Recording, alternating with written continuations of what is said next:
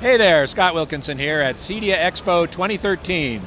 I'm talking with video guru Joe Kane, who is never at a loss for words, and I thank you so much for being here. Thank you, it's good to be here, Scott.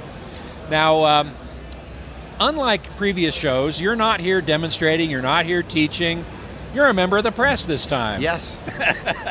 I'm playing the game of trying to find out what everybody else thinks is going on. So. Exactly. Well, here you are telling me that. Maybe next time I'll tell you that. So what have you seen so far that's of any interest? It's the first day of the show, so you haven't seen everything yet. No, and of the innovations that I've seen here, some are really small. Of course, my focus is on the 2160p format and HDMI. And the innovations I'm seeing in HDMI, a company by the name of Chords, K-O-R-D-Z, now has an equalization buffer that goes on both sides of any HDMI cable and can make it into an HDMI 2.0 cable capable of handling any of the 2160p options in the HDMI 2.0. Now, HDMI 2.0 goes up to 18 gigabits per second, is that correct? There are a lot of things about HDMI 2.0 that I don't think are quite right yet, but that's a completely different story for another time. But for the time being, there is a consideration in just trying to get information from point A to point B. And one of the things that I like about what Chords is doing is actually making average run-of-the-mill cables work for the very best rates or the highest rates that can be conveyed over HDMI. And this is by equalization? This is by equalization. And so there is a device on either end of the HDMI cable that makes sure that the cable is doing what it's supposed to do.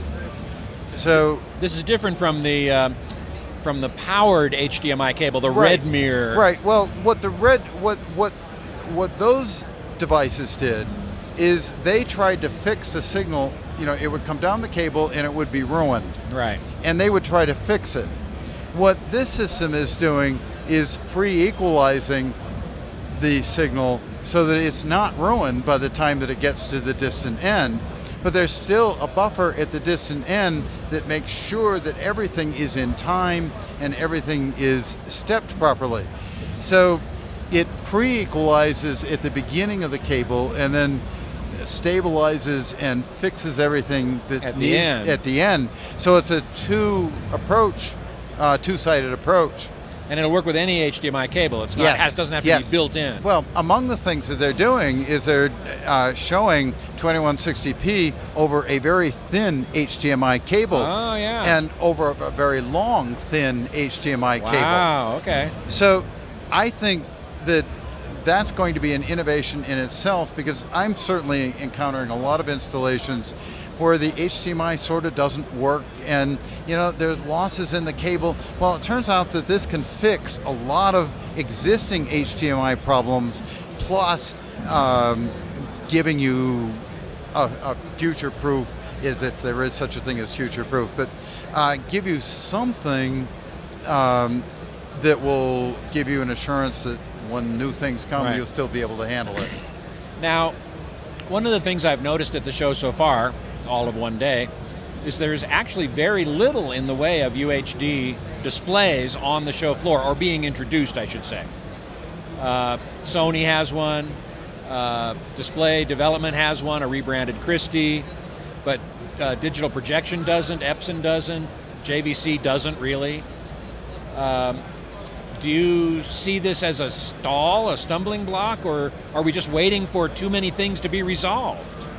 Well, certainly there are a number of things to be resolved before the final format comes. And I'm actually not quite sure why people aren't here, because this is the place that is going to be purchased initially. First. Yeah. And so the best I can say is I'm disappointed that it's not here, and I have no idea what manufacturers have in mind by not being here. It is this group that is going to be the spearhead of making this format come into the marketplace. Yes, exactly. Well, I know that you have a number of concerns, shall we say, about 2160p and how it's being implemented, what has yet to be determined. One of those things, I think, is the problems with HDMI 2.0. It was only ratified a few weeks ago. It was announced, yes. It was announced a few weeks ago. And I've heard you say it's DOA. As far as I'm concerned, it is. And the reason for that is the existing 1.4 system will do 2160p, it's all 8-bit, but it'll do 2160p 444 at 24 hertz and 30 hertz. Right. So the new system upgrades that so that we can do 2160p at 10 bits and we can do it 444. At 60? No. Oh. That's the problem. Oh. All they did is cleaned up 24 and 30. Now, they accommodated 60, but not anywhere near the quality level that is accommodated for 24 and 30. So they brought 24 and 30 up to where it should be by today with what's going on right now today. And then they added a 60 hertz capability at a lower quality capability. And somehow that didn't make a lot of sense to me. No, I see your point. And we should explain to everybody that this quality that you're talking about has to do with the number of bits being used to represent each channel. That's correct. Each color, and how that color is being compressed. You mentioned 444. Right. Which is essentially uncompressed. It's equal. No, well, over it's equal amount of information for each channel, and of course, going over the HDMI cable, it is uncompressed. Right. And that's something else that HDMI up to this point has always been about uncompressed, well, yeah, it's been 422. It's 422 or 444. Up right. to this point, everything has had to be YCRCB or RGB. This new system accommodates the 420 format, which is a further form of compression that's used... A greater amount of compression. Yes, that's used to get the information on the disc. And that's what Blu-ray uses. Yes, it's what everybody uses. What everybody uses. It's all your TV programs, everything you get over the internet's all 420. And so what's happening is now the HDMI is allowing that level to come across the cable because we need that lower level to get something. 60p. Yeah, to get something across the cable. At that speed, yes. At that frame rate. Yes, so they're actually allowing a lower format to be transmitted across the cable because they have to in order to get where they're going. This is so depressing. Well, it certainly has been for me. And one would wonder, I don't know. Yes, no, I understand completely because one would hope that the new HDMI would transport 2160p in the highest possible quality, and it doesn't. It especially, yeah. Now, for everybody, it is allowing a much better quality at 24 hertz or 30 hertz. And for movies, that's fine. Yes.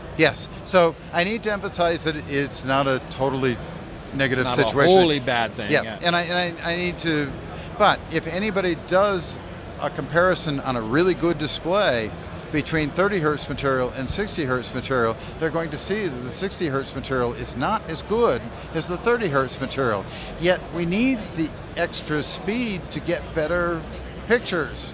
And so I'm concerned that an allowance wasn't made to extend the same quality to 60 hertz that is being given to 24 and 30. Now, do you think that there'll be an HDMI 2.1 that will do that? It's pretty obvious that it needs to be. And that's only the beginning. We've had discussions that the format itself is not yet what it needs to be a total sales item for the consumer, a total demand item by the consumer. 2160p needs to be much more than just resolution. And so when it becomes much more, when it becomes much more than just resolution, what's going to happen is there's going to be more demand on the path of getting it from one place to another. So no matter what, there's going to have to be a new version, because the final 2160p is going to be something that is a lot more than it is today, because it needs to be more than resolution to be a viable format.